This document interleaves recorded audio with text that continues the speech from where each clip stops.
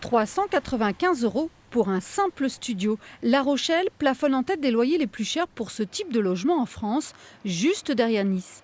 Tout logement confondu, l'agglomération rochelaise se situe devant des villes comme Nantes ou Bordeaux, avec un loyer médian de 11,5 € le mètre carré, alors que les salaires de ses habitants y sont inférieurs. Pour stopper l'escalade, les élus verts de la ville souhaitent mettre en place un encadrement des loyers. L'idée, c'est d'éviter une flambée des loyers. Aujourd'hui, il y a plusieurs millions de Français qui sont sans logement, il y a plusieurs millions de Français qui souffrent chaque mois de ne pas pouvoir payer leur loyer, donc qui risquent d'être expulsés.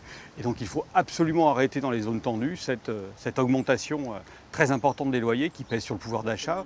Depuis novembre dernier, les agglomérations en forte tension locative ont la possibilité d'expérimenter le dispositif. Il permet de limiter les prix aux loyers moyens constatés sur le marché.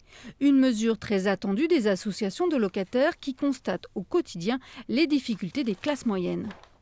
Ces gens n'ont pas droit à l'APL, donc, ou à l'allocation logement. Donc il y a des difficultés plus importantes. Et c'est là qu'on les retrouve, je vous dis, après, en commission de surendettement. C'est eux qu'on retrouve. Côté propriétaire, cette mesure n'est pas acceptable. Ils craignent qu'elle décourage les investisseurs en recherche de rentabilité qui pourraient se tourner vers d'autres villes ou louer uniquement aux vacanciers. On fera un recours administratif sur cette mesure. On pense que cette obligation n'incitera pas les bailleurs privés à remettre en location leurs biens, ou surtout à y faire des travaux d'amélioration. Et donc la conséquence, ce sera au bout du compte d'affaiblir la qualité de l'offre locative. Certains propriétaires jetteront l'éponge et vendront leurs biens, tout simplement. Le maire de La Rochelle devrait prendre une décision d'ici fin juin. Si la ville se porte candidate, la préfecture devra encore valider l'expérimentation.